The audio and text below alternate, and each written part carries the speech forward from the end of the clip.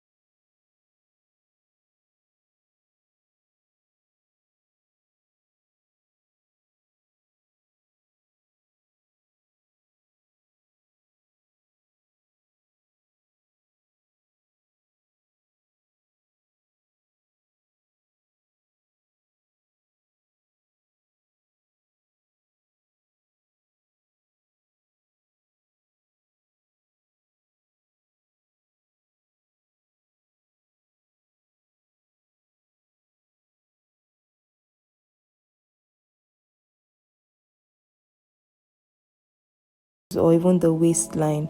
Just trace as I have done. Then you match the front bodice now, still on that line, but it must stop where the armhole also stopped.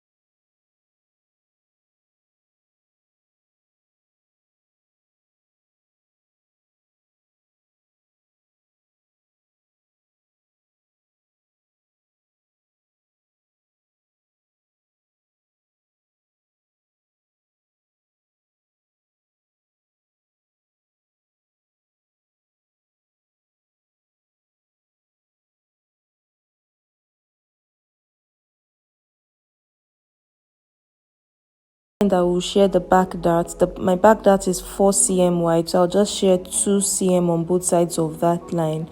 That's a total of 4 cm. So the back dart measurement was gotten from my bodice.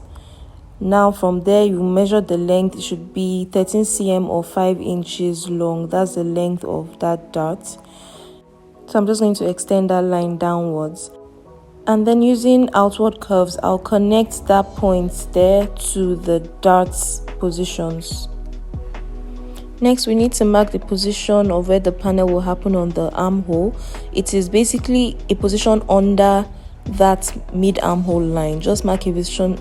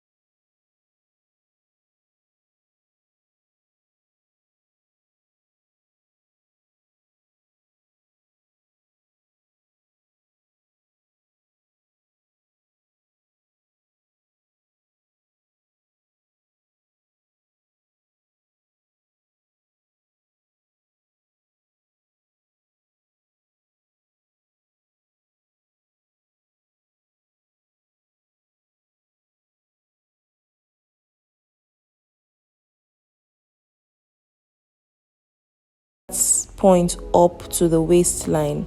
This is where the panel would actually happen. So now I'm going to shear my side seam darts here.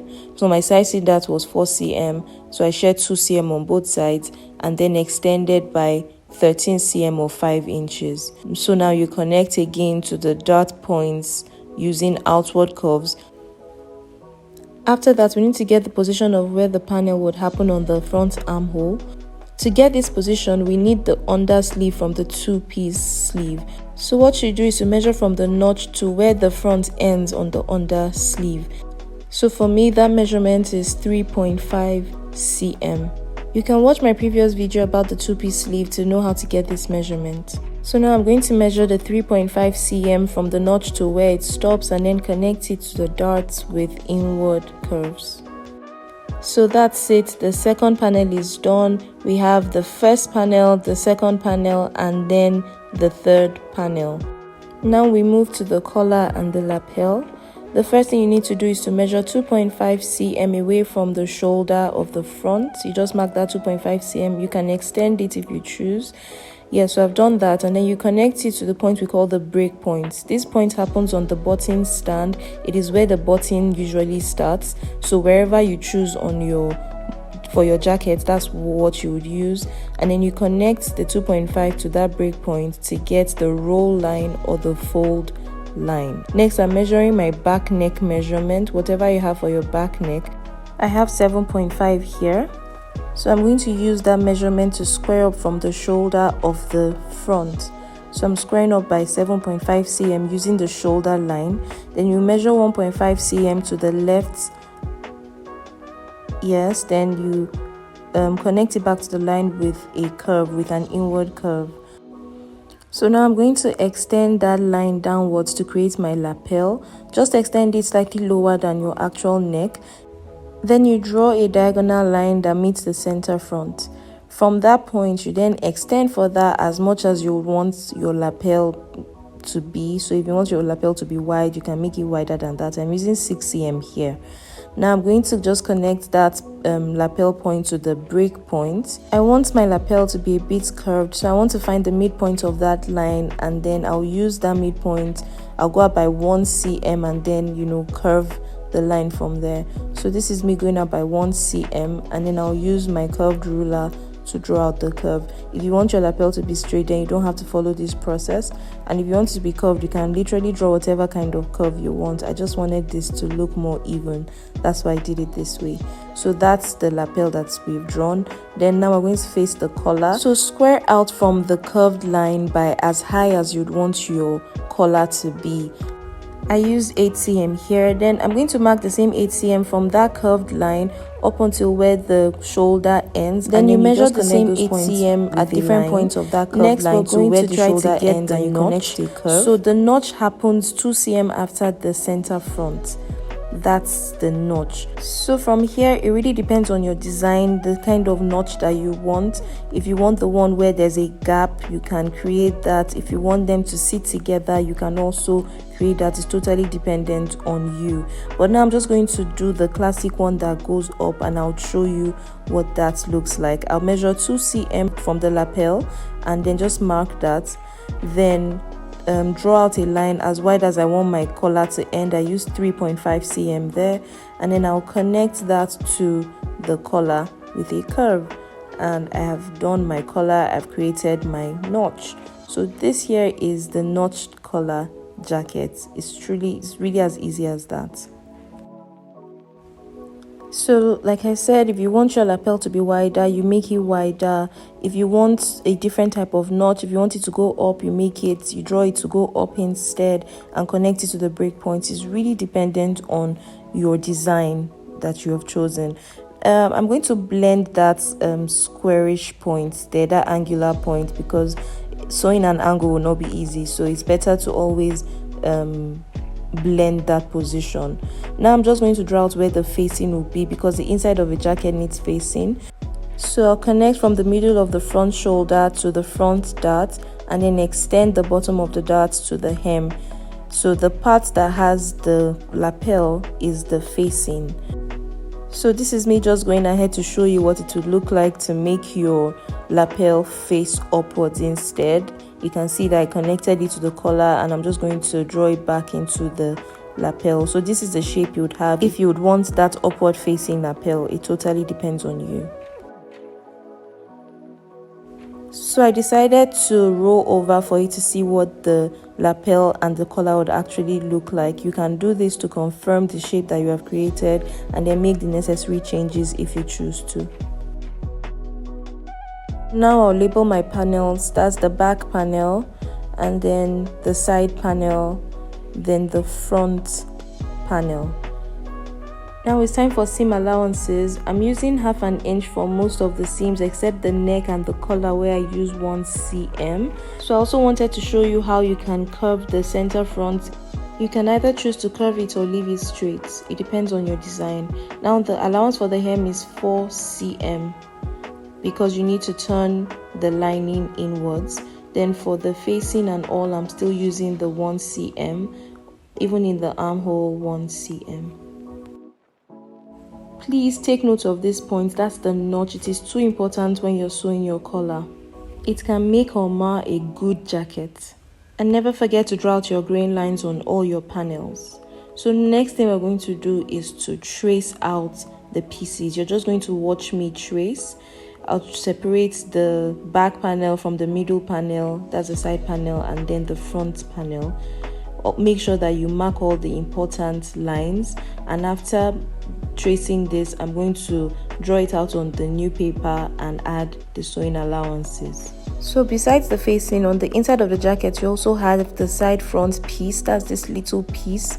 You need to cut that in lining, so that's the reason why I traced it out, because that would be needed in lining.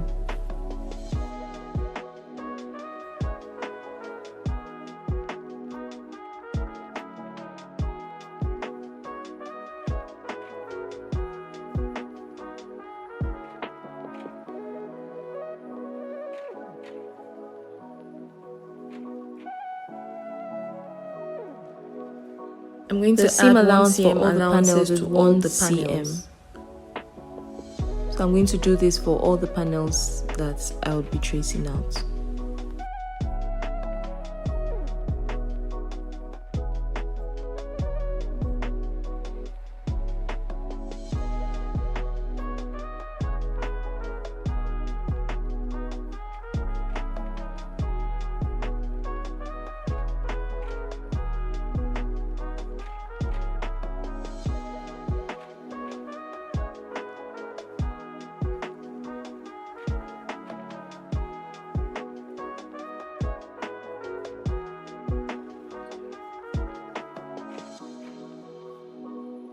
Also, don't forget to transfer the notch at the underarm of the side panel.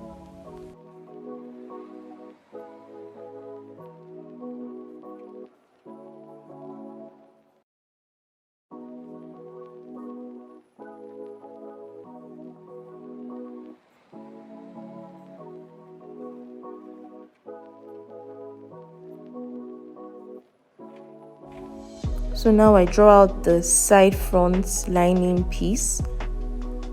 As I said, this is cut in lining. It doesn't show in the main jacket.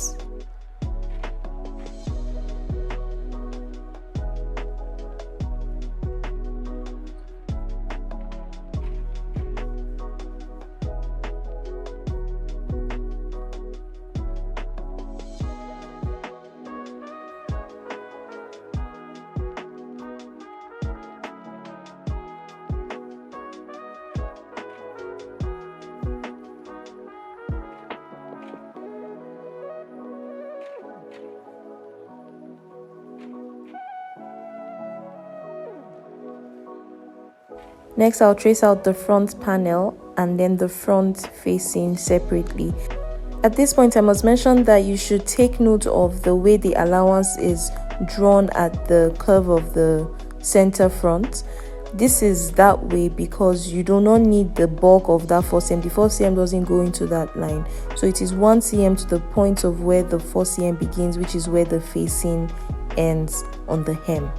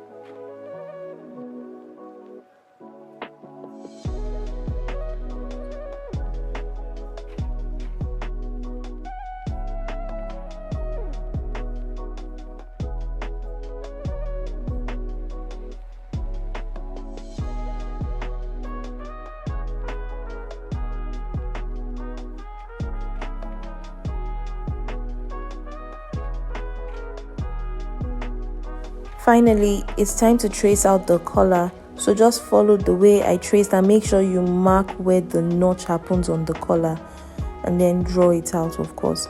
Remember I mentioned that the allowances around the collar should be 1 cm or even 0.5 cm if you can sew on that.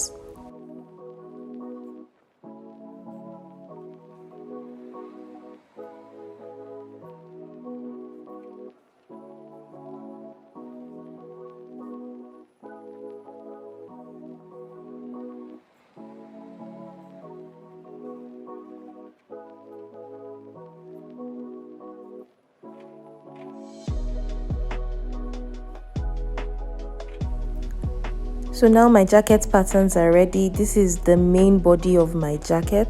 This is what you'd see on the outside, and then this is the lining of the front. Remember I told you the side front lining, that's it there. And then here we have the facing of the front.